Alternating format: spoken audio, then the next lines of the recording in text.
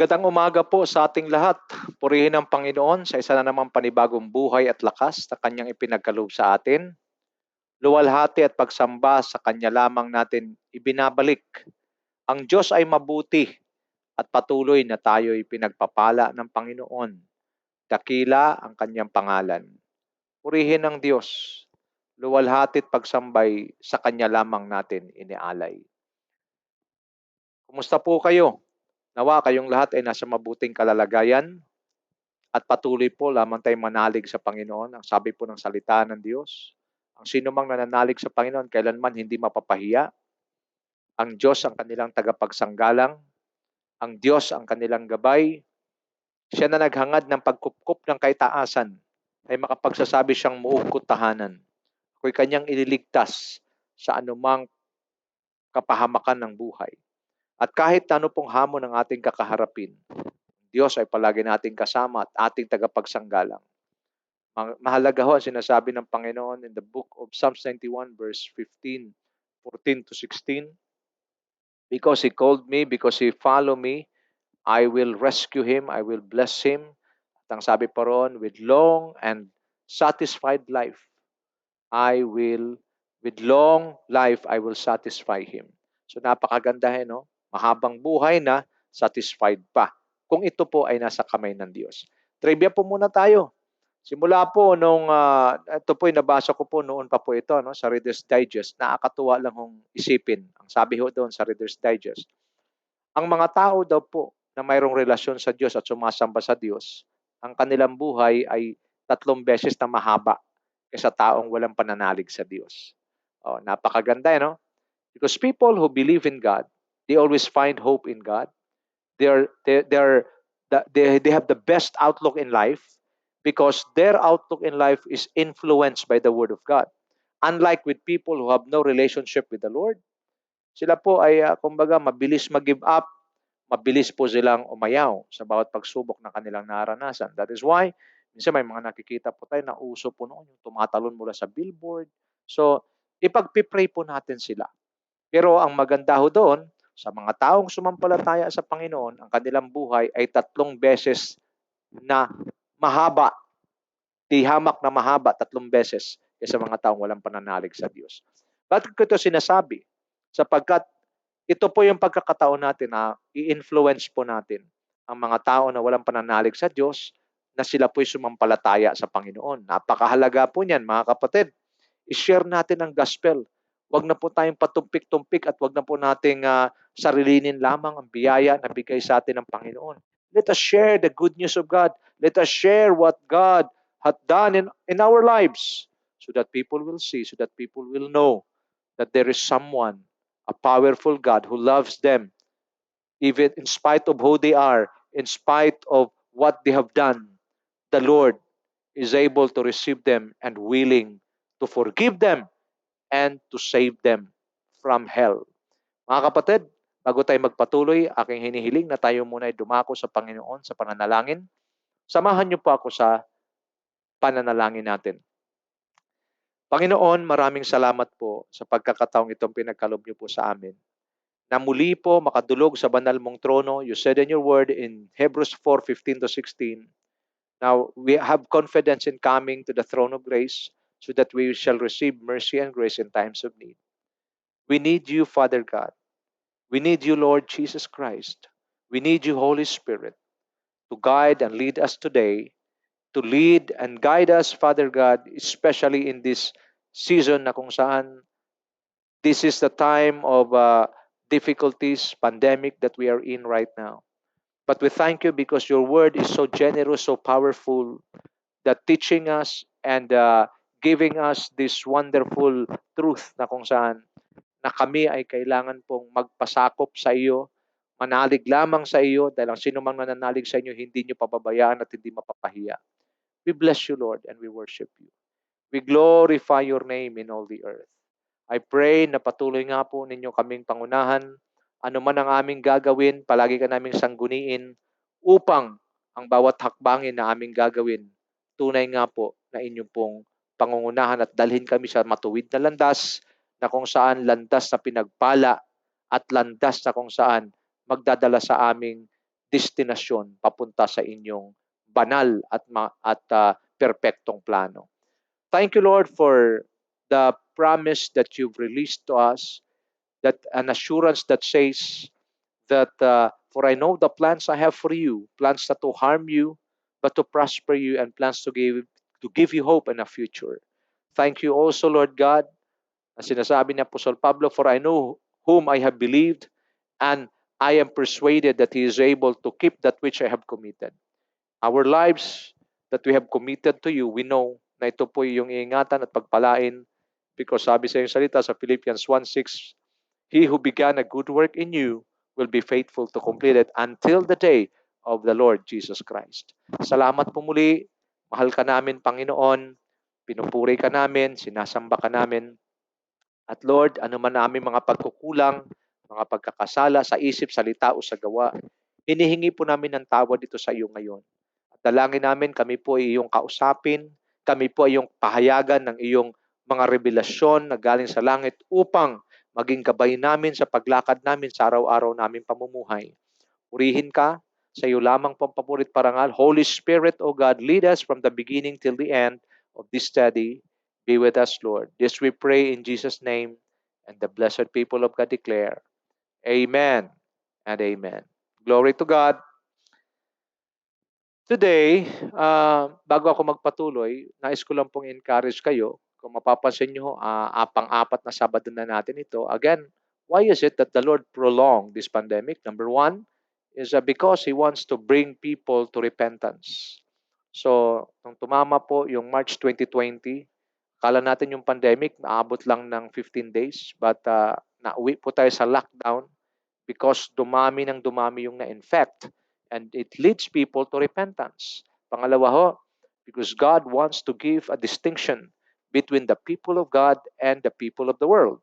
So makita natin, parang Goshen ho ang nangyayari. Goshen is within Egypt, part of Egypt. Pero magtataka po tayo kung saan naroon ang mga Israelita, wala pong nangyari sa kanila at hindi po sila apektado sa judgment na ginagawa ng Panginoon.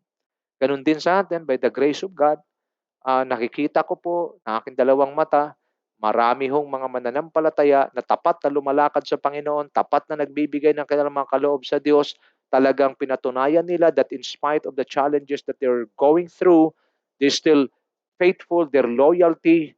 Alam niyo po, yung loyalty nila sa Panginoon ay talaga patuloy. So, purihin ng Diyos. Pangatlo ho, God wants us to set our right priority.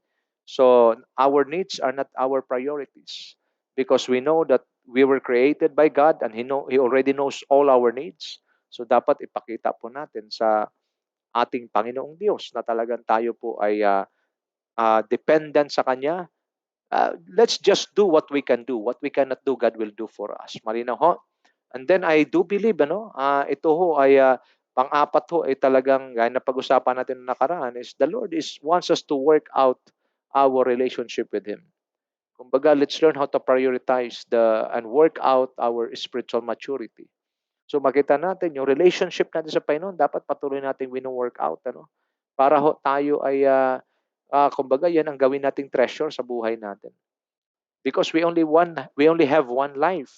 And this life, pag hindi natin po ito naalagaan mabuti, hindi natin ay pamumuhay ng maayos, ayon sa kalooban ng Diyos, baka po na-spend lamang natin ito sa mga useless na mga bagay. Don't get me wrong. If you are working for a living, it's okay, it's good. But more than life, God's love is more than life. God is more than life. And life is in God. If you have God, then you have life. And that kind of life is an indestructible life. Malinaw ho? So kung ang pag-ibig o yung buhay na meron ka ay galing sa Diyos, alam nyo, napakaganda ho niyan. Kasi yung pag-ibig ng Diyos, yung buhay ng Diyos ay indestructible. When you speak about indestructible, nothing can defeat it, nothing can destroy it. Malinaw ho? Siguro pang-anim siguro na gusto kong i-share sa inyo, siguro, this is also a loyalty check. Why God prolonged this pandemic? Because He wants to check our loyalty. Are we loyal to Him? Or dahil lang sa mga pangyayaring ito, yung iba siguro sa atin, apektado, marami din po may mga miyembro po ng simbahan na nawala ng trabaho. So, are you still loyal if things go wrong. Okay, yung pala yung sinasabi, it's easy to have faith when things are going well, to trust in God when life is not so hard, but when the problem comes and the answer not inside, God wants us to believe that He can make things right. So, it's a check, it's a loyalty check. Alam niyo, kahit naman sa mga sandatahang hukbo ng Pilipinas, mayroon pong ginagawa ang mga generals, ang ating mga leaders, lalo sa sandatahang hukbo ng Pilipinas, mayroon silang tinatawag na loyalty check. Checking if the people are still loyal to their commander-in-chief, the president. So mahalaga po yan. So kung ang ating sandatahang hukbo ng Pilipinas ay nagkakaroon ng loyalty check, how much more ang Diyos? Why? Because if our loyalty is no longer solid to God, at marami na tayong ibang mga pinagkakabalaan, yung iba nga, loyal na sa trabaho, hindi na sa Diyos. Always remember, your job will not make you live. What will make you live is none other than God.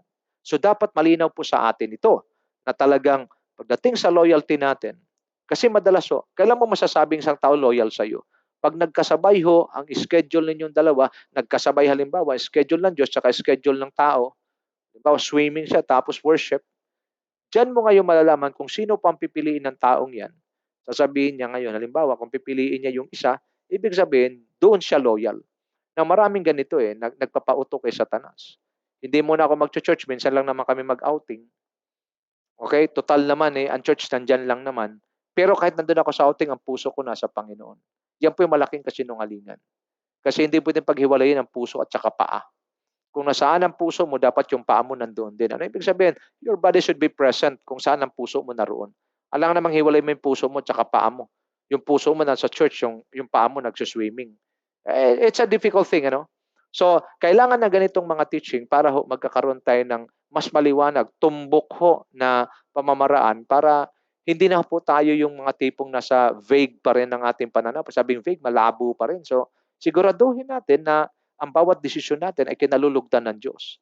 So, loyalty check po ito sa atin ng Panginoon. What if noon, bago mag-pandemic, magandang kalalagayan ng buhay mo, you're enjoying life, and then bigla nagkaroon ng pandemic, nagbago takbo ng buhay mo, will you still be loyal to God? Maganda po ito. But again, mayroon po akong natutunan sa aking mentor, Pastor Wilbert Puchal, na kung saan pag tayo po, nakikita ko po siya, loyal sa Panginoon, ginagawa niyang gawain ng Diyos. Ano po nangyayari? Nag-i-increase pa ang blessing sa kanyang buhay. At ito po ang ating pattern na sinusundan. The more we become loyal to God, the more we strongly connect to the carrier of our grace. Expect the Lord to bless you. At expect the Lord. Now, tingnan niyo kung mabuti. Ang nangyari po kay Pastor Wilbert, kahit na naapektuhan din ang kaming yung ibang mga mentee niya, naapektuhan din po sa pandemic na ito. But because Pastor Wilbert is doing the work of God, ano po nangyayari? Binigyan siya ngayon ng Panginoon ng mas maraming trabaho at lagi nating tandaan, God is the best employer. Kung mayroong dagdag na trabaho, may dagdag din na sweldo. At kung mayroong pinapagawa ang Diyos, palagi ko sinasabi, if we are doing the works of God, if we are fulfilling the mandate of God, if we are fulfilling it for the glory of God, what comes next? Provision. So dito nakikita ko, lalo siyang binibless ng Panginoon. Ngayon, binibuild na po yung ating Goshen, yung ating training school or training center, Goshen. So ako rin po nananawagan doon sa gustong mag-connect or gustong mag-seed sa Goshen, kasi yan po yung tinatarget natin na ma-build ngayong taon na ito para yung ating mga pastors, yung ating mga leaders ay maka-attend po doon at maturuan at lalong ma-build in the spirit, lalong mas mainam. So you are free to help, this is a project of Pastor Wilbert, personal na proyekto ito ni Pastor Wilbert kasi piniprepare niya ang kanyang sarili because darating ang panahon naman talaga tayo po magkakaedad. So si Pastor Wilbert po hindi po titigil sa kanyang ginagawa na paghahayag ng salita ng Panginoon. So ito po ang kanyang dream at hiningi niya sa Panginoon, binigay naman ng Diyos, magkaroon siya ng training school or training center.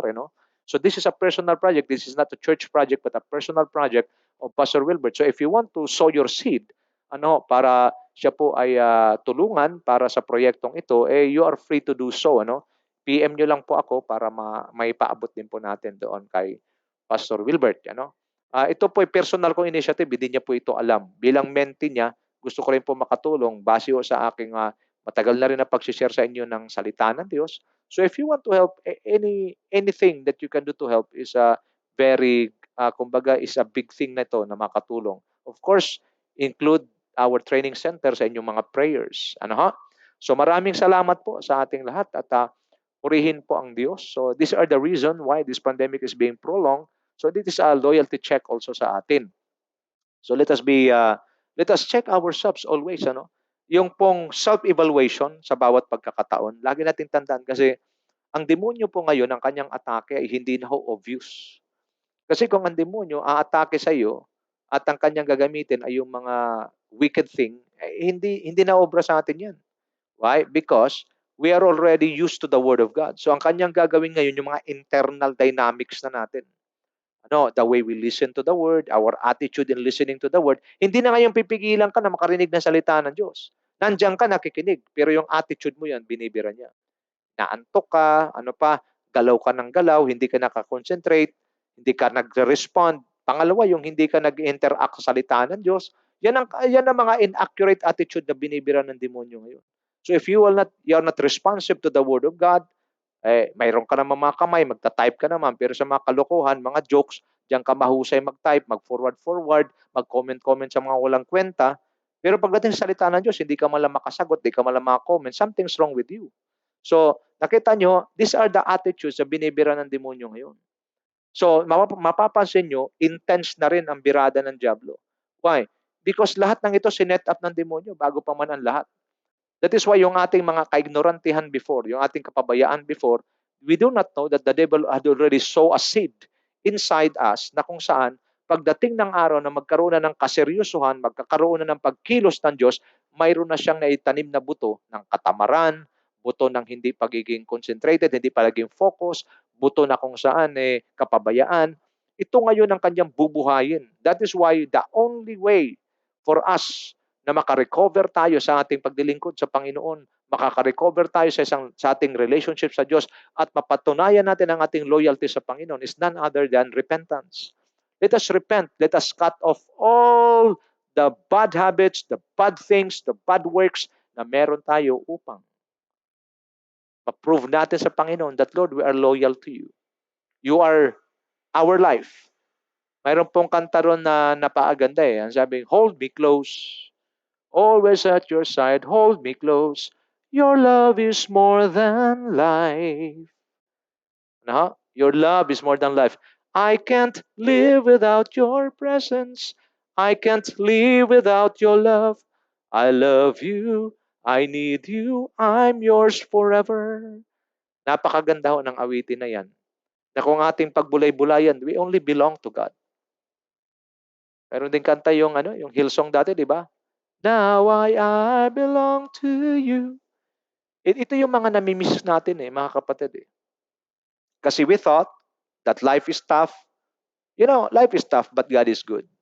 Sulat nyo ho yan. Post nyo po sa inyong mga Facebook. Yan ang mga i-post nyo. Wag kong yung ano-ano. Life is tough but God is good. Kahit gaano, how tough life is, the goodness of God will swallow the toughness of life. Malinaw ho? So, purihin ang Panginoon. Dito ho tayo mag-focus. Yung loyalty natin sa Panginoon. Siguro, palagi tayo, lagi niyang tandaan mga kapatid, while we are still here on earth, palagi po tayo mailalagay sa crossroad ng ating buhay. Pag sinasabing crossroad, you have to choose what to do. Crossroad ho sa iyong trabaho, mag-resign na ba ako o magpapatuloy pa ako? Crossroad ho sa bawat desisyon sa negosyo, itutuloy ba itong transaction na ito o hindi? There are lots of crossroads in our life. That the only way for you to choose what is right, favorable, and blessed by God is through His Word. Katulad dito, nakikinig po tayo. Maaaring iba sa inyo nakikinig sa akin, nasa crossroad kayo sa relationship nyo.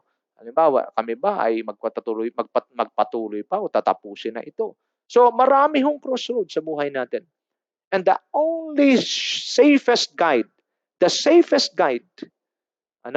for us to make a decision, especially during the crossroads of our lives, is none other than the Word of God.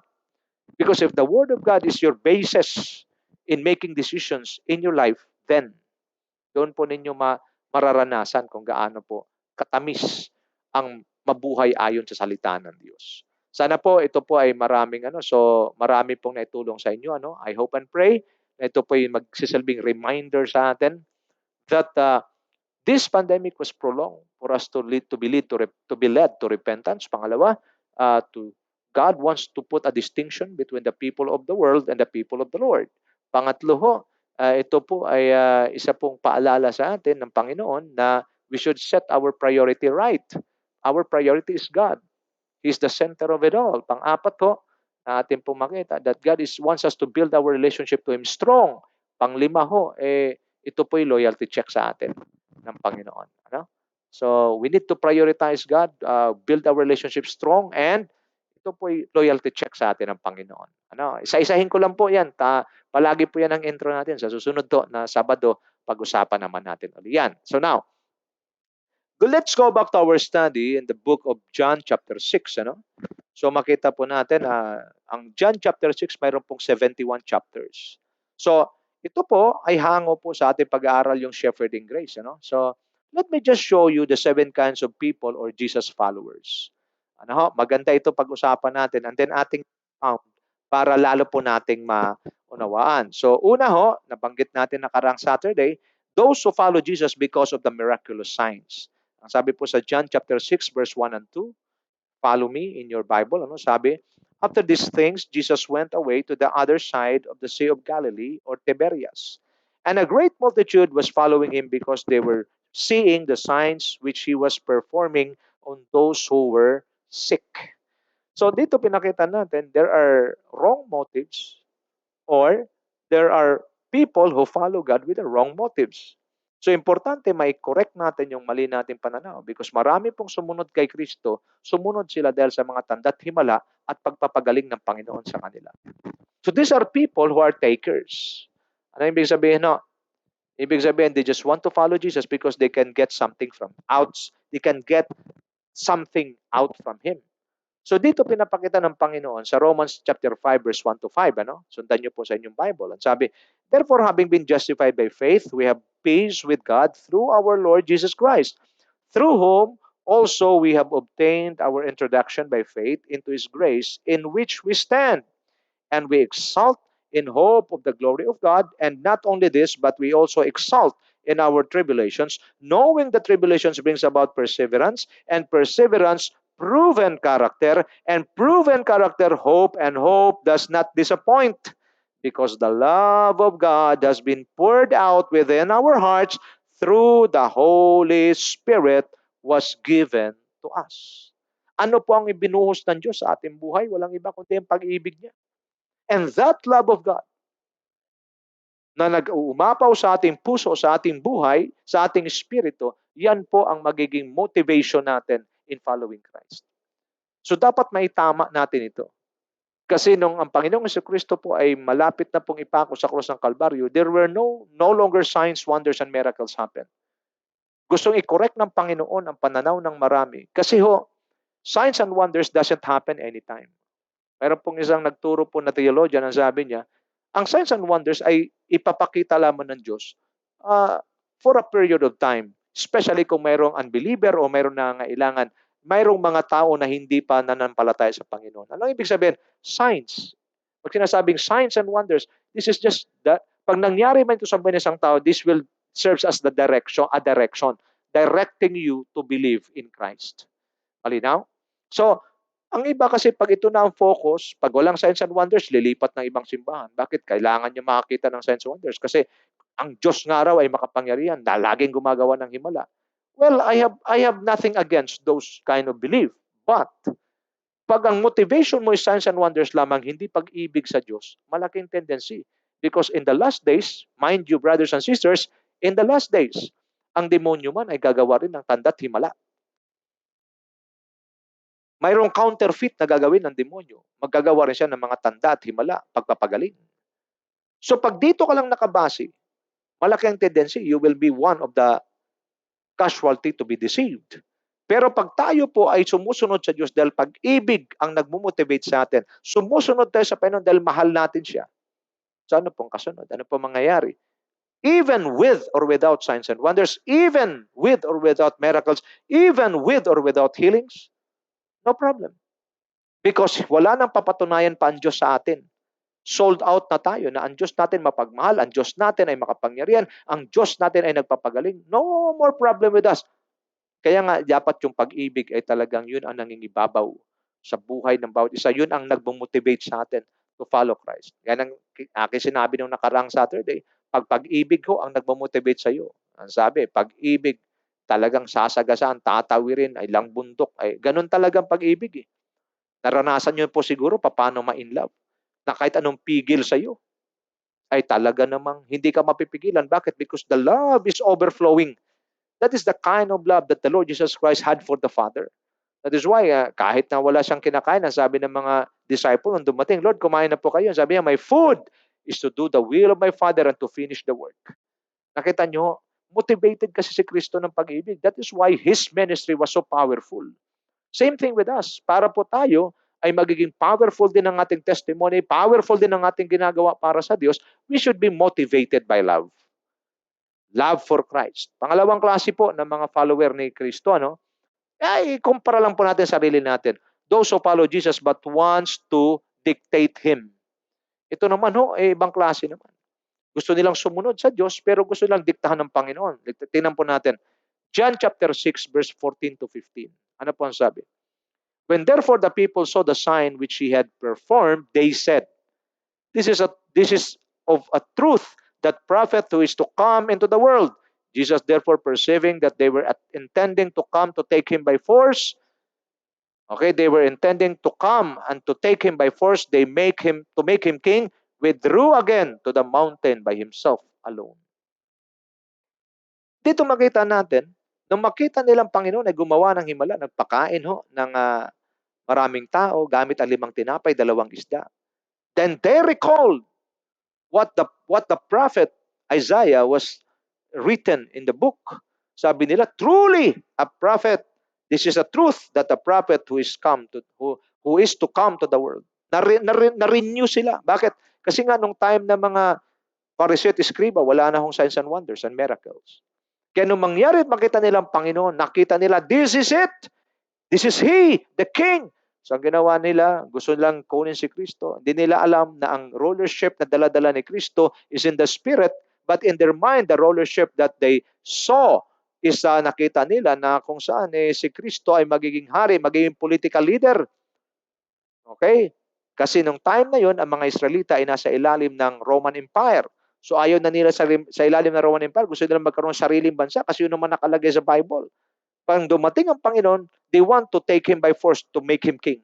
So what the Lord Jesus Christ did, He withdrew again to the mountain by Himself alone. Tingnan niyo po ako mabuti. Wala po tayong karapatan na pangunahan ng Diyos. Tayo po kasi nilikha kawangis ng Diyos. So mayroong tendency na gusto natin pangunahan ng Diyos. And this is a very wrong attitude. Diba? Ganito yan eh. Okay, meron ako narinig na turo. Si Pastor Awi yata yun, Okay, nagturo siya minsan sa ABGN, sabi niya. Mayroong isang tao na hindi alam ang gagawin, nasa crossroad siya ng buhay niya. So, 200 yung kanyang crossroad talaga na literal. Kumuha siya ng sanga. At ang sabi niya, Lord, kung saan po tuturo ang sanga, doon po ako susunod. Pero sa utak niya, sa kanan siya pupunta. So paghagi siya ng sanga, tumuro sa kaliwa. So, sabi niya, Lord, ulitin ko lang po kasi parang hindi maayos pagkahagis ko. Pero nag-pray na siya, nasusundin niya ang Panginoon. Hagis siya uli. Tumuro uli yung sanga sa kaliwa. Sabi niya, Lord, isa na lang po ulitin natin para talagang sigurado ako. Paghagis niya sa kaliwa uli. Sabi niya, Lord, okay naman po sana yon pero kailangan lang nating ulitin talaga para sure na sure. So pang-apat po, tumuro sa kanan. Sabi niya, Lord, salamat po, sure na ako. So ano pong punto? Gusto niyang paagrihin ng Diyos. Ang Diyos 3 beses na nagsabi, sa kaliwa ka dumaan. Pero dahil mayroon na siyang preconceived idea na kung saan gusto niya sa kanan, kaya hinayaan niya sa kahagis siyang sanga hanggat hindi to sa kanan, marami siyang justification sa Panginoon. Marami ho sa atin ganito. Lord, let your will be done. Kung ako pa'y pag-abroad din ninyo, Panginoon, kayo po masusunod, pero Amerika ho ang gusto ko. Marami sa atin ganun mag-pray, So, pilit nating dinadaya ang sarili natin. Akala natin madaya natin ang Diyos. Na ang kalooban ng Diyos masusunod, pero yung kalooban mo, mayroon ka ng ibig mangyari. At pag hindi gano'n ang mangyayari, gusto mong diktahan ng Panginoon. Wag po natin gawin yan, mga kapatid. Lagi natin tandaan, tayong mga tao, limitado lang alam natin. We always base our judgment on what we perceive, and we always base our judgment on what we see. Pero gusto kong sabihin sa iyo, we do not see the future. But I want to submit this report to you. God holds the future. Why not trust Him rather than yourself? Malinaw? So, ang pangalawang follower, they want to follow Jesus, but they want to dictate on Him. Hindi po pwedeng diktahan ng Diyos. Why? Because ang Diyos ay Diyos. Pag sinasabing salitang Diyos, maalam. Pag sinabing salita ng Diyos, makapangyarihan. Pag sinasabing salita ng Diyos, tiyak, tuwing kumikilos.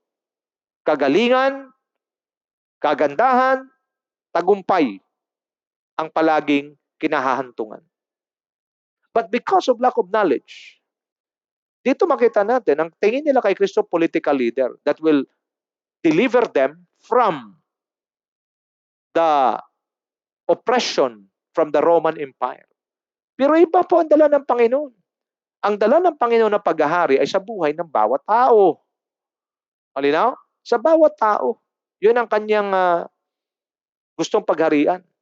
Kasi naniniwala po ako na ang Panginoon, pag siya naghari sa buhay ng bawat isang tao, at ang mga tao na yun ay magkasama-sama, kahit po sila ay nasa ilalim po ng Roman Empire, pag ang Panginoong Jesucristo, ang Espiritu ng Diyos ang naghahari sa kanila, wala ho tayong pakialam kahit nasa ilalim tayo ng pandemic, kahit narito sa gitna ng pandemic, mas higit, ang sabi ng Bible sa 1 John 4:4, greater is He in you than he who is in the world. Greater is He in you, Christ in you, the hope of glory is greater than the devil, than the pandemic, than the virus who is in the world. Pag ganito po ang ating pananaw, ganito ang ating pananampalataya, hallelujah. We will never go ahead of God, and we will never dictate God. We are willing to wait for the deliverance of God. Just like this, we do not know kailan. Ang sabi, first quarter or third quarter para tayo mabakunahan. So anong gagawin natin? We need to prevail, we need to govern, and we need to wait upon the Lord. Sabi ng Bible, those who wait upon the Lord shall renew their strength. They shall mount up with wings like eagle. They shall run and not grow weary. They shall walk and not faint. Waiting upon the Lord is so important. Huwag tayong manguna sa Diyos. Alam nyo, tayo kasi mga tao, ganito tayo eh. Ayaw natin na makaranas ng pagkukulang o kahirapan. Yung iba nga sa atin, may kinakain pa ngayon, pinoproblema na yung bukas. Wag muna. Naunawaan po natin. Lagi nating tandaan, may Diyos. At ang Diyos, wag nating diktahan. Lord, sabihin mo lang sa Kanya, Lord, you know, Lord, you know po, Panginoon, na bukas po ay wala na po kami. So, samahan niyo po kami, Panginoon. Ganun lang, Okay? So, ito ho ang nangyayari. In John 6:15, Jesus therefore perceiving that they were intending to come and take him by force to make him king, withdrew again to the mountain by himself. Nakita natin? So kailangan ng Panginoon umalis. Kailangan ng Panginoon talaga mag-withdraw. Tingnan niyo pa mabuti. Pag tayo po'y patuloy na mangunguna sa Diyos, pababayaan tayo ng Panginoon. Brother Josh, saglit lang po Brother Josh, yung aking charger, nga. Charger nito. Okay, so pababayaan tayo ng Panginoon. Anong ginawa ng Panginoon? Instead of them, they withdrew. He withdrew. Alam niyo pagka hindi po tayo tumigil sa ating bad attitude na mangunguna palagi sa Diyos, or hihingi man tayo sa Diyos ng tulong, pero ang gusto natin, tayo pa rin ang masusunod, mahirap po yung ganyan. Alala ko si Pastor Wilbert, pero siyang kinuwento sa amin. Alam niyo ang kwento niya sa amin? Mayroong tao na palagi nagpapa-counsel sa kanya. Tapos ang problema, ganyan po ito, maano ito masaya itong kwento na ito Mayroong tao na palagi nagpapa-counsel sa kanya. Tapos tuwing nagpapa-counsel sa kanya, ang sagot palagi, alam ko na po yung pastor nagtataka si Pastor Wilbert, nagpapa-counsel ka pa alam mo na pala. Ang ibig lang sabihin, ang gusto niyang counsel, yung sang-ayon sa gusto niya. At yun po yung malaking problema hanggang sa yung tao na yun, nagpastor ho yun dati, at nawala na lang sa pagpapasto, nagtataho na lang. Alam niyo bakit? Because ayaw makinig ng payo. Ang gusto niya pangunahan yung nagka-counsel, nagpa-counsel pa. So same thing with us. We need the counsel of God. Huwag natin pangunahan ng Diyos. Kaya ang ginawa ng Panginoon, they want to take him by force to make him king, at hindi yun ang kalooban ng Diyos. Anong ginawa ng Panginoon? He withdrew again to the mountain by himself alone. Ito ang delikado eh.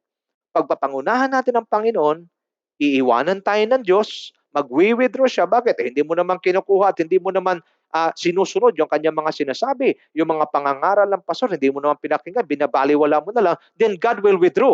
And that's the most dangerous thing na mangyayari sa buhay ng isang tao kung ang Diyos ay hindi mo nakasama. Because only in the presence of God, you will find joy, you will find peace, you will find healing, you will find deliverance. You will find freedom. Kaya pag nag-withdraw ang Panginoon, why? Because you keep on insisting your own ways, so what will happen? Sino matatalo? Ikaw din. Nagkaunawaan po tayo. So let us be careful in our way of following the Lord Jesus Christ. Not by signs and wonders, not by dictating Him. Wait upon the Lord. While waiting, renew your strength. Mount up with wings like eagles. Run and not grow weary, walk and not faint. Ito ho ang karakteristik ng mananampalataya na tama ho ang kanilang pagsunod. So ini-expose po natin ang mga maling pamamaraan ng pagsunod. Pangatlo ho, those who follow Jesus but because of blessing and the benefits that they receive. Sa pa po yan, mga kapatid. Ano ho? Ang sabi po rito sa John chapter 6 verse 25 to 27. And when they found him on the other side of the sea, they said to him, Rabbi, when did you get here? Jesus answered them and said, Truly, truly, I say to you, you seek me not because you saw signs, but because you ate of the loaves and were filled. So ito naman ho, talaga ang mga tao na makatikim mo ng tinapay tsaka isda, talagang ang sabi sila po'y kumakain hanggang mabusog. So talaga yung iba, busog na busog sila. And that is the reason that motivates them in following Christ. So yung iba nakapaa, sumusunod sa Panginoon. Ngayon, alam ng Panginoon yan kasi nga walang lihim sa Diyos. Kapatid, walang lihim sa Diyos. Ano ho yung pangatlong klaseng follower ng Panginoon? They follow Jesus because of blessing and the benefits that they receive. Tingnan niyo pa kung mabuti. This is a kind of following na hindi po pleasing sa Diyos. Yung bang sumusunod ka lang dahil sa pagpapala. Sumusunod ka lang dahil sa mga benepisyo na makukuha mo galing sa Panginoon. Halimbawa, sa church. Marami yung nag-church. Ito, nagkaroon sila ni Pastor Wilbert ng Macedonian Club. Ibig sabihin, nag-adapt sila ng 50 families. Bawat pamilya, mayroong grocery kada linggo. Worth 150 at marami din mga kapatid ang tumulong at nag-commit na magbigay. Nag-church naman itong mga to dahil mayroong tinatanggap na grocery kada linggo. Pero nung nag-decide na sila, Pastor Wilbert, na itigil na yung grocery para makita kung sino talaga yung totoo, purihin ng Diyos, 5 na lang natira. Out of 50, naging 5. At yung 5 na yun, alanganin pa. So what's the point? It nilinaw sa atin kasi marami din po sa atin biktima sa ganitong maling pamamaraan ng pagsunod. Kasi hindi po sa lahat ng panahon ang buhay puro pagpapala. Because ang Bible na rin mismo nagsabi, in this world you will have tribulation. The Bible also says in 1 Peter 1:7, your faith will be tested into fiery trials. Our faith will go through the fire to be tested, to be proven na kung talagang ang pananampalataya na genuine o hindi. Nagkakaunawaan tayo? So, hindi lahat ng pagkakataon sa buhay natin pagpapala. Kaya nga itama natin ang ating paraan ng pagsunod. Yes, God is a God who blessed people. God is a generous God. God's plan is to prosper us, not to harm us. But, pag mali ang motibo, kasi it is always the motive ang chine-check ng Panginoon. Naalala niyo sa James chapter 4? Humingi kayo ng humingi sa Diyos, hindi kayo binibigyan. Bakit? Mali ang inyong mga motibo. Mali ang inyong mga ninanasa. Alam ng Diyos lahat. He is a responsible father. Pero kung ang isang anak humihingi ng isang bagay na hindi naman siya capable na i-handle at hindi siya responsible na i-handle ito, hindi ng tatay ibibigay. Same thing with us. These people are following Jesus because of the blessing, because of the benefits that they can get from Him. At marami po mga mananampalataya, ganito po pag sumusunod sa Diyos. Baguhin na po natin ito. Whether without blessing, we will obey the Lord. But we know our God. He is a God who blesses. He is a God who is not a stingy God. He is a God who is generous to release blessing. But again, the motive. Napansin nyo, we people focus more on the external. But God, our Father, focus more on the quality of our internal dynamics, internal character natin, internal motives natin. Yun ang ino-honor ng Diyos. That is why we cannot fake God. We can fake people, but God, we cannot. Malinaw? So dito pinakita nila, sabi nila, Rabbi, kailan pa kayo dumating dito? Sumagot po ang Panginoon. Lagi niyong tandaan, the Word of God will always rebuke us. Kaya nga po, tuwing nakikinig kayo ng mensahe, pag ang motibo mo hindi tama, tatamaan ka ng mensahe ng salita ng Diyos. Ang sabi ng Panginoon, Jesus answered them and said, truly, truly, I say to you, you seek me not because you saw signs, but because you ate of the loaves and were filled. Nilinaw ng Panginoon. Kaya lang naman kayo sumusunod sa akin dahil nakakain kayo ng tinapay at ng isda at kayo'y nangabusog. You know, the Word of God will always expose our inaccuracies. Maybe you're listening to me right now, and the motivator na meron ka, once that what motivates you in following Christ is none other than the blessings. They are motivated by the benefits of following Christ. Mga kapatid, kung kayo po ay sumusunod sa Panginoon dahil sa mga biyaya, mga blessing at mga benepisyo, it's now time to change. Why? Because sine-check ng Panginoon palagi motibo. You can just imagine, sa dami ho, excited pa sila magsabi, Lord, kailan ka pa dumating? Hinihintay ka namin. Sabi ng Panginoon, sumusunod lang kayo dahil sa blessing at sa benepisyo na meron. Nakakain kasi kayo. Ano ho?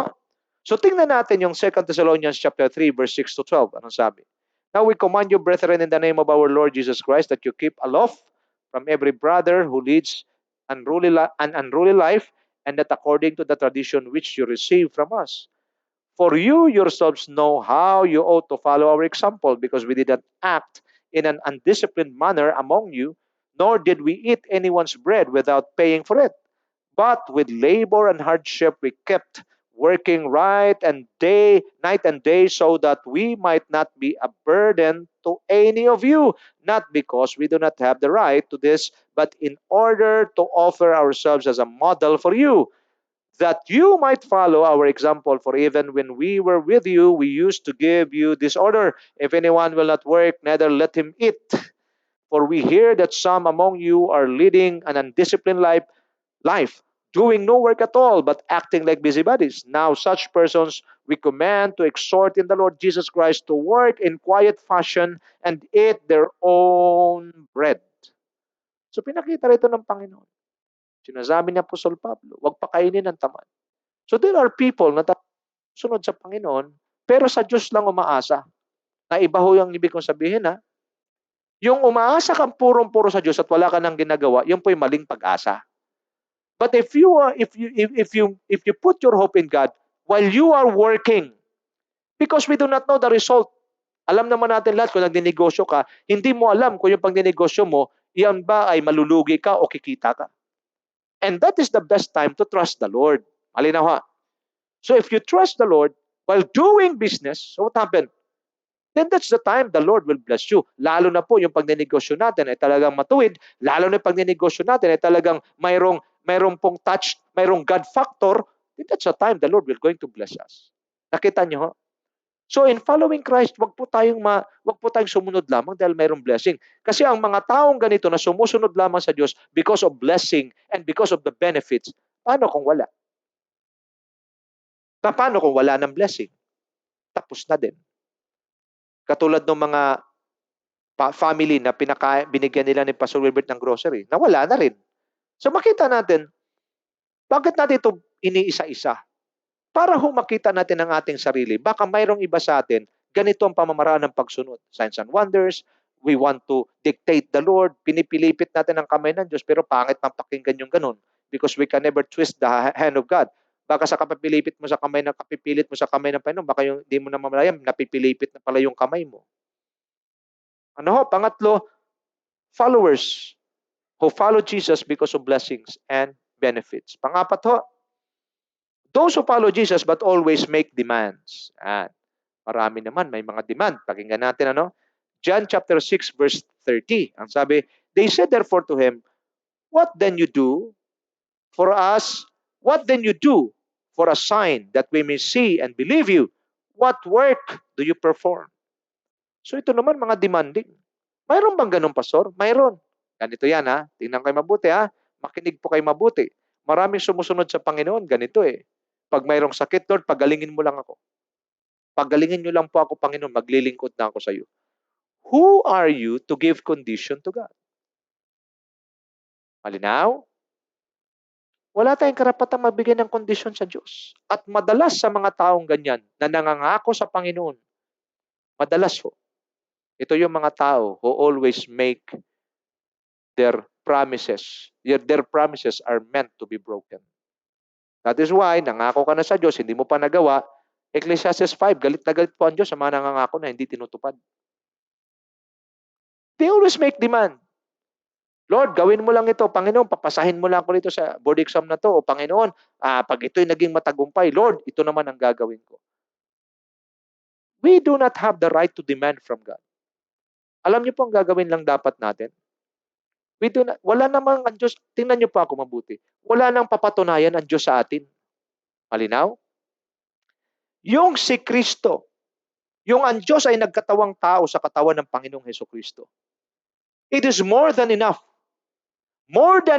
or more than a proof ang Panginoon nga ay tunay, tapat, dakila, at totoo. Wala na tayo dapat hingin pa eh. Nandiyan niya sa Romans chapter 8, verse 32 to 34. Kung ibinigay niya ang kanyang anak, na siyang pinagmulan ng lahat ng bagay at siyang pinaka-darling of heaven, how much more na hindi niya ibibigay yung ating mga pangailangan kasama ang kanyang anak? Basahin niyo po, Romans 8:32. Hindi niya pinagkait ang kanyang anak. Ang kaisa-isa niyang anak, who is Jesus? The darling of heaven.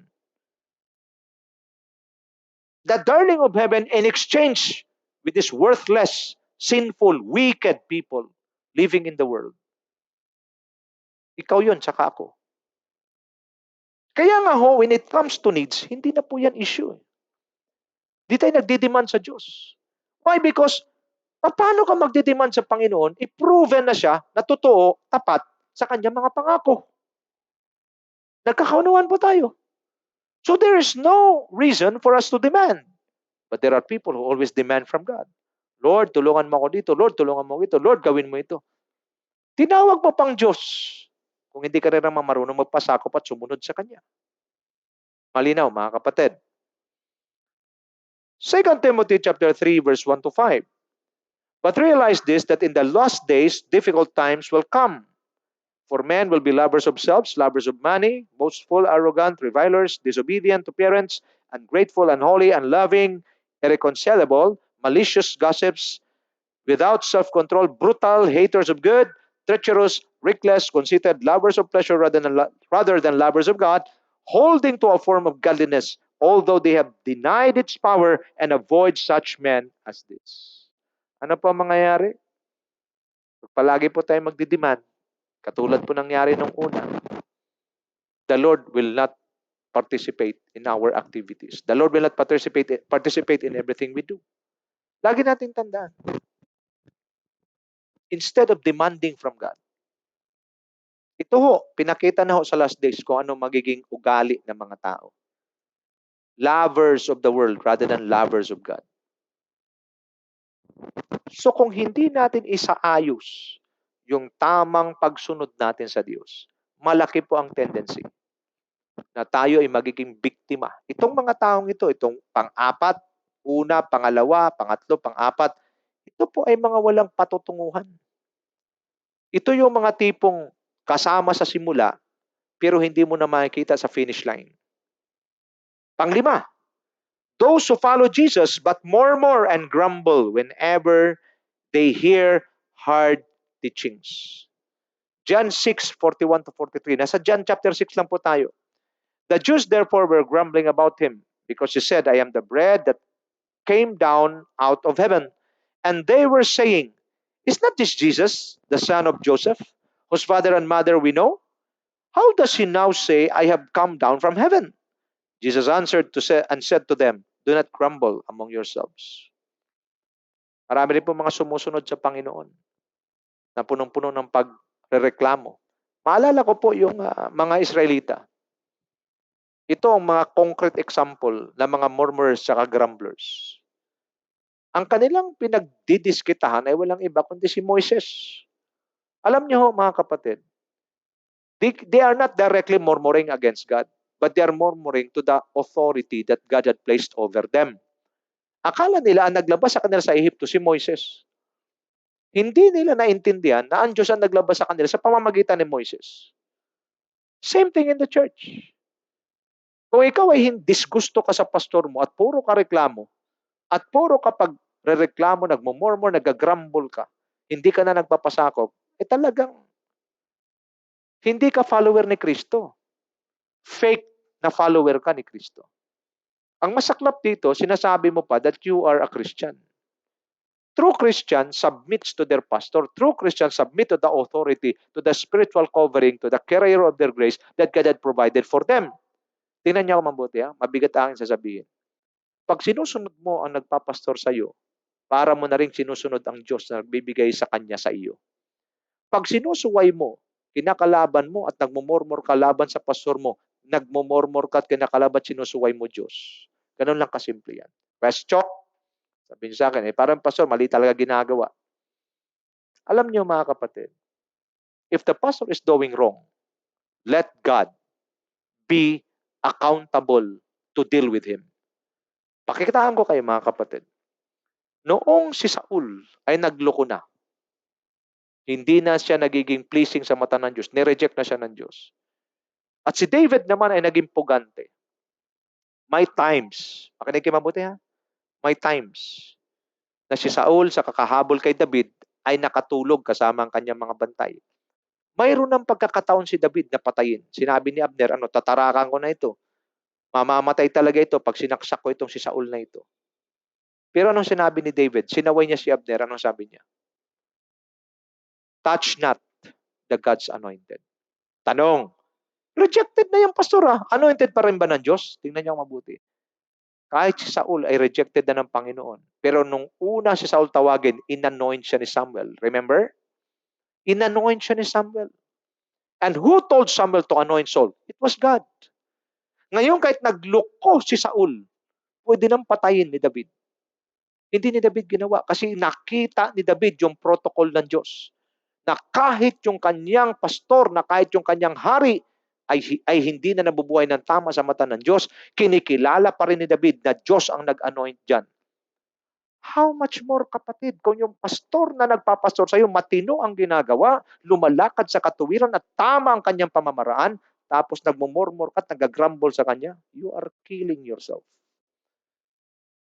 You are really destroying yourself. Malinaw? So napakahalaga ho nito. Sa pagsunod natin sa Panginoon, stop murmuring, stop grumbling. Just like these people. Hinahanapan nila ang Diyos. Sinasabi nila, anak lang naman ito ni Joseph. Sasabihin niya, he came from heaven. So dito, intindihin ho natin mga kapatid. Ang pinaka-context dito, people are grumbling against him because ang nakikita nila, si Kristo, familiar sa kanila. Kaya nga palagi ko sinasabi do not be too familiar with your leader. Because the moment you are too familiar with your pastor, yung respeto mo sa kanya ay hindi mo na na-maintain. Ang nakikita mo na lang yung weaknesses. Kasi whether you like it or not, your pastor is not a perfect man, mayroong weakness yan. At pag yung weakness yan nakita mo, doon ka mag-capitalize. Bakit masyado ka ng familiar sa kanya? Who told you that you have the right? Tingnan nyo si Saul nagwala na yan, rejected na, pero di ni David ginalaw. Bakit? Ano sabi ni David kay Abner? Do not lay your hands to God's anointed. Nagloko pa yun Paano ngayon kung yung pastor na iyong nirereklamo, yung pastor na iyong nagpapakita ka ng karebeldiyan ay matino at tama ang ginagawa? Por Diyos, por santo, kapatid. Awaan mo ang sarili mo. Tawarin niyo ako sa termino. Bakit? Pag sinasabi ng mga matatanda, por Diyos, por santo, ibig sabihin maawa ka sa sarili mo. You are destroying yourself. If you are murmuring and grumbling against the authority that God had placed over your life, you are destroying yourself. You better change now. Ako nananalangin sa Diyos na hipuin tayong lahat ng Panginoon sa araw na ito. Kasi we cannot keep on murmuring and grumbling against the authority that God had placed over us. We need to change. Lagi natin tandaan, the Lord will lead you through a shepherd through a human shepherd. At pag ito'y naintindihan mo, talagang igagalang. Yung iba sa inyo nagbibingi-bingihan, hindi pa nakikinig. Sinasabi na ng pastor na ganito, hindi pa rin pakikinggan. Isang araw, pagbabayaran mo lahat yan. Tandaan mo ang araw na ito, kapatid. Na narinig mo ito, nagbibingi-bingihan ka, mark this day. Isulat mo sa iyong sulat mo sa kung saan mo gustong isulat. Tandaan mo tong araw na to. If you listen to the word of God, mark this day because in the day of judgment, babatbatin sa na Diyos ang araw na ito.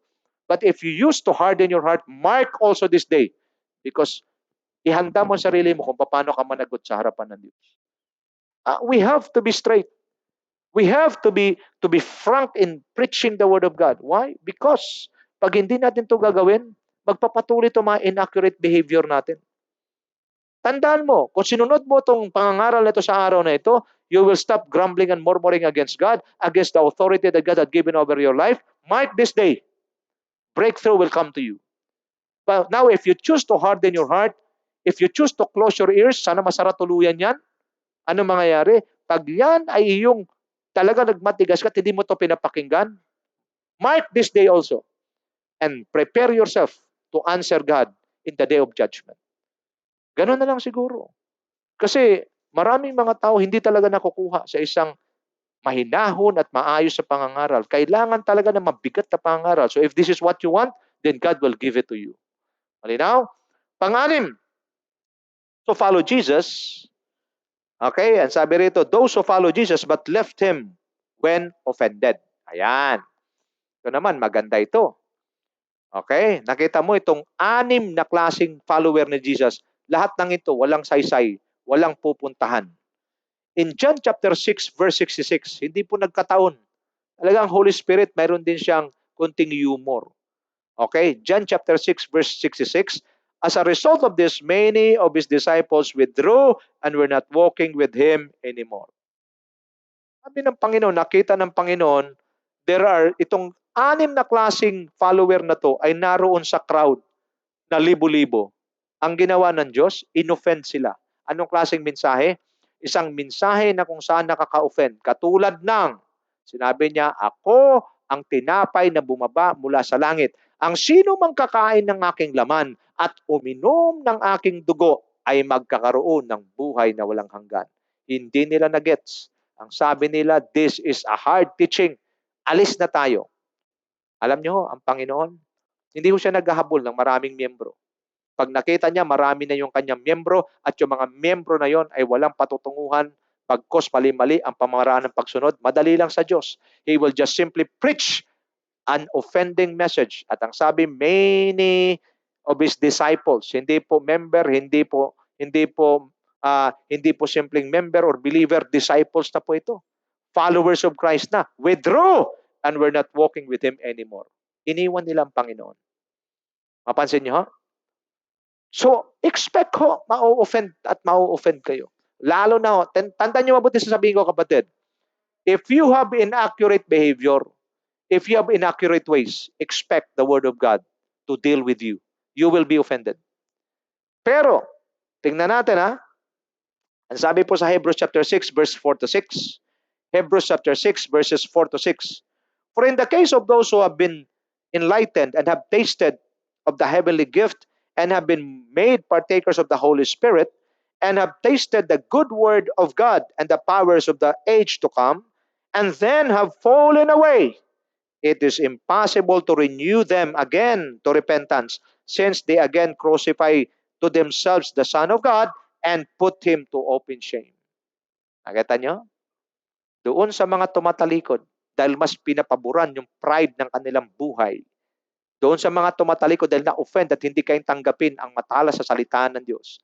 Yung doon sa mga nagmamatigas na talaga nagrebeldihan, wala namang kakayahan. Oras na yan ay patuloy mong gawin at mali ang paraan mo ng pagsunod. Magbabackslide ka at sa oras na magbackslide ka, ang sabi ng Bible, hindi ako may sabi, Bible may sabi, to those who turn away from their faith, for those who had once been enlightened and tasted heavenly and been partakers of the Holy Spirit, and sabi rito, and then fallen away, ang sabi ng Bible, it is impossible for them. It is impossible for them. It is impossible for them to be renewed. Why? To be renewed in repentance. Why? Because they crucify to themselves again the Son of God and put Him in open shame. Ito yung mga tao na walang pagpapahalaga sa ginawa ni Kristo.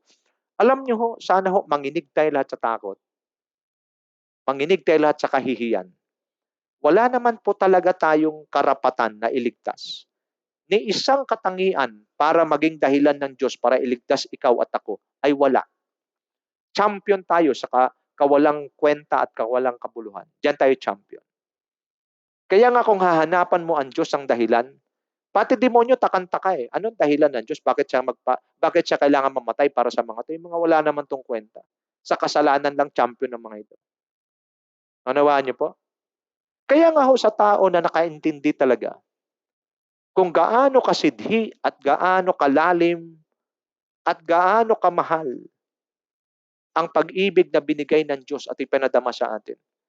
Napaka-imposible ho na magreklamo ka sa Diyos. Napaka-imposible ho na hindi mo tanggapin ang mga protocol at pamamaraan ng Diyos. Napaka-imposible ho. Bakit? Kasi kinikilala mo yung kamatayan niya sa krus ng Kalbaryo eh.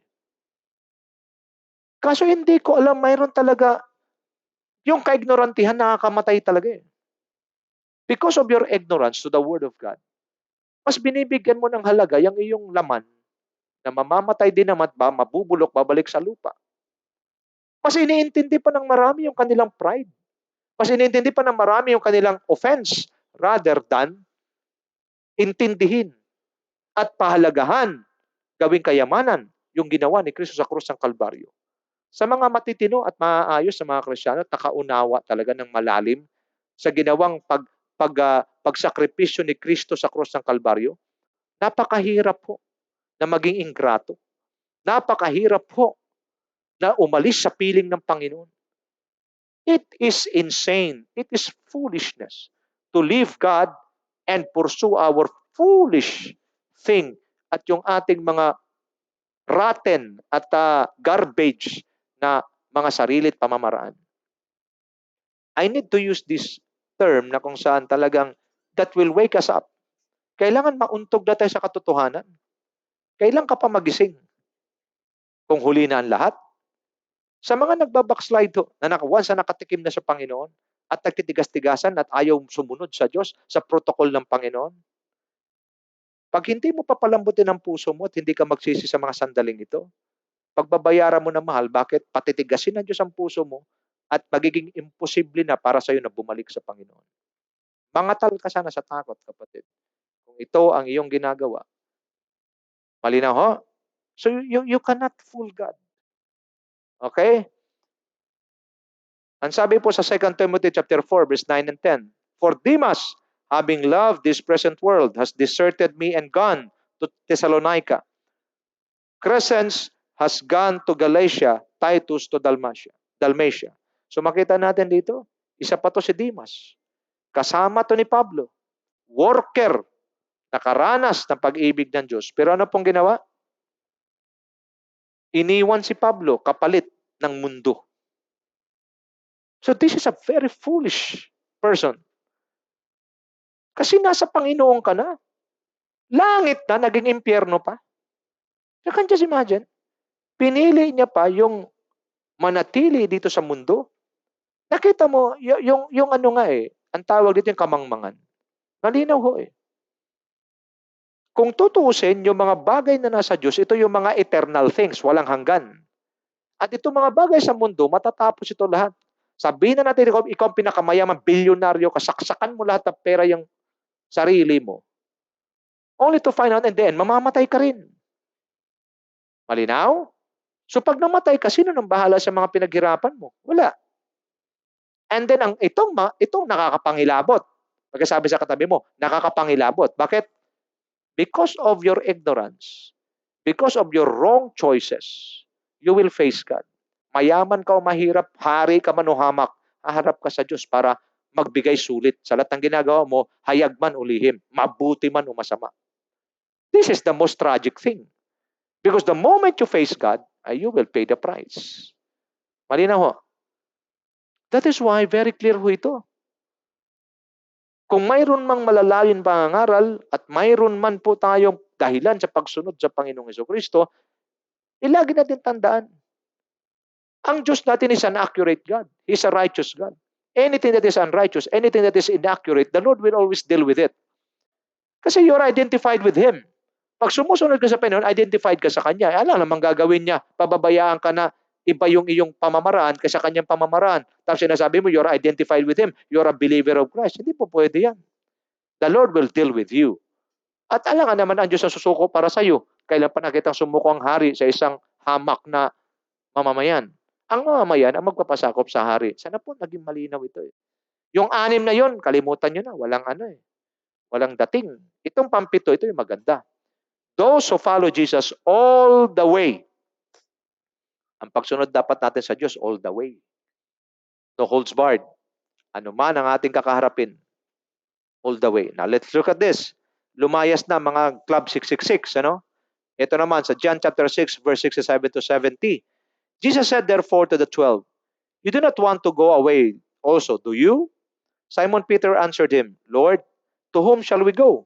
You have the words of eternal life, and we have believed and have come to know that you are the Holy One of God. Jesus answered them, did I myself not choose you, the 12? And yet one of you is a devil? Dito pinakita po natin, sino pong sumagot? Si Pedro. Ano ho? Naalala niyo ba si Pedro? Itong mga all the way believers willing to be offended. They know how to handle offense. Si Pedro, yung Matthew chapter 16, ano? Nung nagtanong ang Panginoon, sino ako? Ang daming sinagot yung mga tao, propeta, si Jeremiah, one of the prophet. Pero pagdating kay Pedro, tinanong niya mga disciples, sino ako? Sumagot si Pedro, ikaw ang Mesias, ang anak ng Diyos na buhay. Sumagot si Kristo, blessed are you, Simon, son of Bar-Jonah. For this was not revealed to you by man, but by my Father in heaven. Wow, what a blessing, you know? Ang Diyos marunong naman mag-commend eh. Pag tama sagot mo, pag tama pamamaraan mo, ibibless ka niya. Pero nung lumipas, the same verse, the same chapter 16 ng Matthew, pagdating sa bandang baba, sabi ng Panginoon, mamamatay ang anak ng tao, sa kamay ng mga matatanda at ng mga parasyo at eskriba. Kaya siya ni Pedro. Anong sabi? Lord, hindi pwede mangyari sa iyo yan. Hinarap siya ng Panginoon. Sinasabi, get behind me, Satan. So dito makita natin, pwede kasing tama ang ating pananaw sa una at sa bandang huli, pag pumasok na yung mga interest nating personal na makatao. Sabi ng Panginoon, lumayas ka sa harapan ko, Satanas, dahil ang iyong isipan ay hindi isipan ng Diyos, kundi isipan ng tao.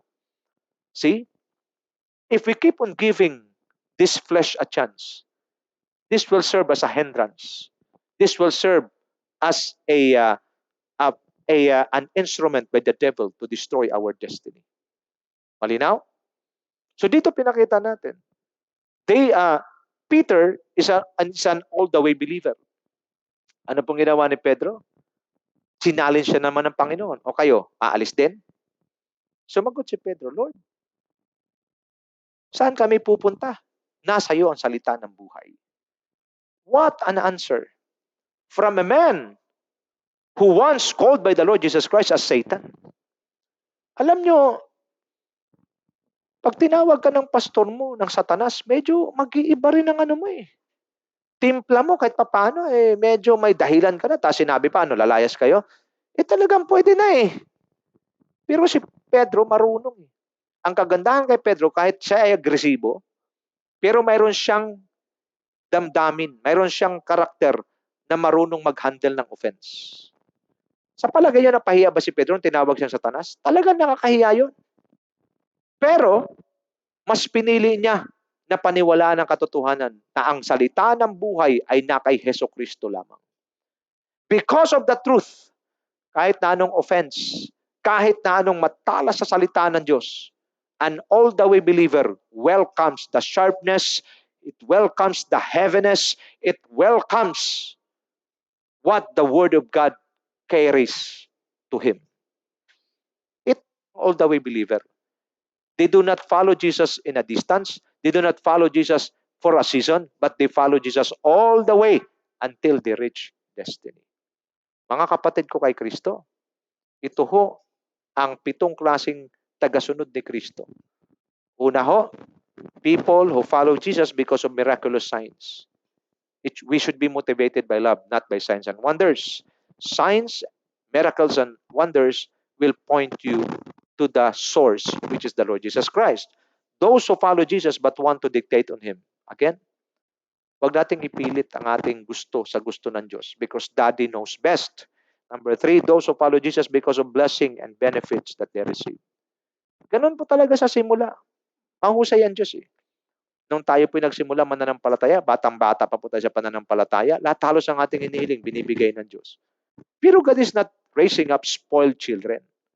He is raising up responsible children. So may mga pagkakataon na i-deny niya ang ating hinihiling, lalo na pag ito'y hindi aligned sa kanyang kalooban. So expect that to happen. Blessings and benefits are not always present. Sometimes, discipline ang ibibigay sa atin ng Panginoon. Pang-apat, those who follow Jesus but always make a demand. Huwag natin bigyan ng kondisyon ng Diyos. Wala po tayo sa ganung posisyon. Diyos ang dapat nagbibigay ng kondisyon sa atin. If you follow me, then I will bless you. If you will not obey me, then I will punish you. Dapat ganun eh. Panglima, those who follow Jesus but murmur and grumble whenever they hear hard teachings. Stop murmuring. Stop grumbling. Honor the protocol of God. He will shepherd you through a human shepherd, your pastor, your spiritual father. Listen to him. Huwag mong pakinggan yung sinasabi ng demonyo na pagmumurmur mo dyan. Sundin mo na lang. The moment you follow the spiritual covering, the man that God placed over your life, dapat kasi meron ka talagang authority sa buhay mo. Because alam ng Diyos. We have no monopoly of wisdom and knowledge. Hindi mo lahat alam. Kapatid, sabi ni Dr. Von, dapat nating malaman, mas marami yung hindi natin alam kaysa alam na natin. And who will reveal it to us? The spiritual covering, the pastor, the spiritual father, the spiritual mentor that God had provided for us. Kaya nga ho, kung ikaw ay may pastor, hindi nagkamali ang Diyos paglagay ng pastor mo. Ikaw siguro nagkamali sa pagkaintindi. Pero ang Diyos kailanman di magkamali. Kung sinong pastor mo ngayon, yan ang source. Yan ang magiging depository ng grace mo. Pag hindi ka mag-access dyan at didirekta ka sa Diyos, ituturo ka pa rin ng Diyos sa pastor mo. Nagkakaunawan tayo kasi God doesn't break protocol. Pang-anim, those who follow Jesus but left him when offended. Maraming ganyan. Pag na-offend, dilipat ng ibang simbahan. Palipat-lipat, para kang tipaklong. Isang araw, mahuhuli ka rin ng Diyos. Wala kang inugatan. Walang napaggagamitan sa iyo. Bakit? Kasi yung offense, hindi ka marunong mag-handle. We should be following Jesus all the way. We should become all the way believers, all the way followers. That even how great is the offense, even how sharp the message is, we welcome it. Why? Because we know that the one speaking is the source of our spiritual nourishment that leads to eternal life. Mga kapatid, marami siguro magsasabi, pastor, hindi naman pastor yung inanuhan ng Panginoon. Basahin nyo, Psalm 77 verse 20, New Living Bible or Living Bible. Tingnan nyo. You lead your people like a flock of sheep on the road through Moses and Aaron as their shepherds. It is no longer God. It is no longer the good shepherd, the chief shepherd, the Lord Jesus Christ, who will going to lead you because He is already interceding for you at the right hand of God. The person that God had placed over your life will be the one used by God to release the revelations, to release the spiritual nourishment over your life in order for you to enjoy it, in order for you to walk according to the will and according to the ways of God. My friends, ito po ang ating aral ngayong umagang ito. Pagpalain po tayo ng Panginoon. Let us continue to be loyal to God. How can we express our loyalty to God? By simply being loyal to the authority that God had given over our lives, the spiritual father to our pastor that God had given us. I am not exalting pastors. I am just following orders from the Word of God that He will shepherd us through a human shepherd. And the Lord never commit mistakes in placing a pastor over your life, placing a shepherd over your life. Pag ang Diyos naglagay, tiyak mapapakinabangan mo. Kasi ang pastor ay regalo ng Diyos sa church. At ang church dapat marunong mag-handle ng regalo ng Panginoon. Because isang araw, babalikan niya sila at tatanungin kung anong ginawa sa regalo niya para sa kanila. Mapalad po ang taong mayroong pastor at higit na mapalad ang pastor na mayroong din pong nagpapastor sa kanya. Pagpalain tayo ng Panginoon lahat. Again, please just post all your prayer request at ang aking mga anak po ay kukunin po nila yan. Ipapadala po sa akin habang ako po ay nagmi-mission at ako po ay sasagot sa inyo ng personal message po. Ipi-PM ko po kayo sa Messenger upang magkaroon po tayo ng agreement when it comes to prayer. Once again, the Lord bless you and keep you. The Lord makes His face to shine upon you and give you peace.